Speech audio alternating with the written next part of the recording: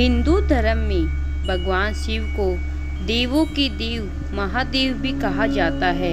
भोलेनाथ का अभिषेक बहुत सी चीज़ों से किया जाता है, जैसे फल फूल, बिल्व पत्र, भांग और धतूरे इत्यादि। ऐसा माना जाता है कि भगवान शंकर की पूजा बिल्व पत्र के बिना अधूरी होती है। शास्त्रों में माना गया है कि बिल्व पत्र भगवान को अति प्रिय है। तो आज हम आपको इसी बिल्व पत्र से जुड़ी एक ऐसी घटना के बारे में बता रहे हैं जो शायद ही किसी को पता होगी। एक पौराणिक कथा के अनुसार नारद जी ने एक बार भोलेनाथ की स्तुति की और पूछा कि प्रभु, आपको प्रसन्न करने के लिए सबसे आसान साधन क्या है, अर्थात आपको क्या प्रिय है। नारद की बात सुनकर भगवान शिव बोले, नारद, वैसे तो मुझे भक्त के भाव सबसे प्रिय है, फिर भी आपने पूछा है तो मैं आपको बताता हूँ। मुझे जल के साथ साथ बिल्व पत्र बहुत प्रिय है। जो भी भक्त अखंड बिल्व पत्र मुझे श्रद्धा से अर्पित करते हैं, मैं उन्हें अपने लोक में स्थान देता हूँ।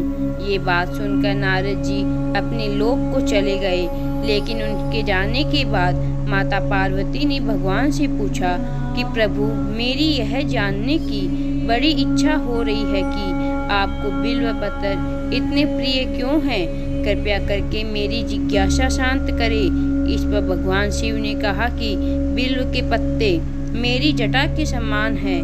उसका त्रिपत्र यानी 3 पत्ते ऋग्वेद, यजुर्वेद और सामवेद है और उसकी शाखाएं समस्त शास्त्र का स्वरूप है। मनुष्य को बिल्व वृक्ष को पृथ्वी का कल्प वृक्ष समझना चाहिए, जो कि ब्रह्मा विष्णु शिव के स्वरूप है। स्वयं महालक्ष्मी ने शैल पर्वत पर बिल्व वृक्ष के रूप में जन्म लिया था। भगवान शिव के मुख से ऐसी बात सुनकर माता पार्वती जी सोच में पड़ गई कि आखिर माता लक्ष्मी ने बिल्व वृक्ष का रूप क्यों लिया। माता पार्वती को इस तरह दुविधा और आश्चर्य में देखकर भगवान ने कहा कि देवी, सतयुग में ज्योति रूप में मेरे अंश का रामेश्वर लिंग था।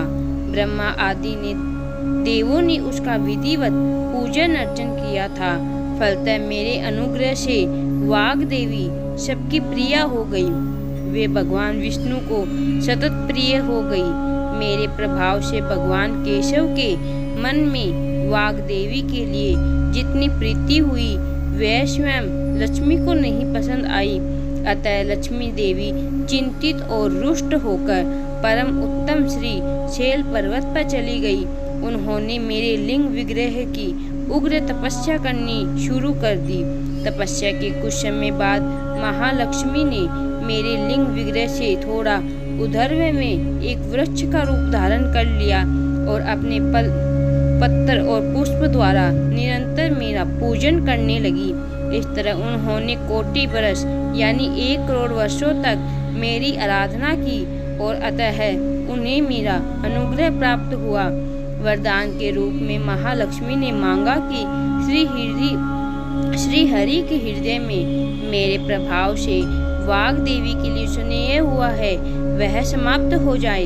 तब भगवान शिव ने देवी लक्ष्मी को समझाया कि श्री हरि के हृदय में आपके अतिरिक्त किसी और के लिए कोई प्रेम नहीं है। वाग देवी के प्रति जो उनकी केवल श्रद्धा है, यह सुनकर लक्ष्मी जी बहुत प्रसन्न हो गई और पुनः श्री विष्णु के हृदय में स्थित होकर निरंतर उनके साथ विहार करने लगी।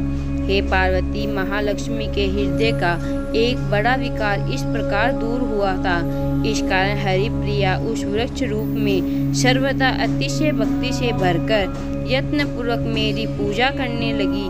बिल्व इस कारण मुझे बहुत प्रिय है और मैं बिल्व वृक्ष का आश्रय लेकर रहता हूँ। बिल्व वृक्ष को सदा सर्व तीर्थ में एवं सर्वदेव में मानना चाहिए, इसमें तनिक भी संदेह नहीं है।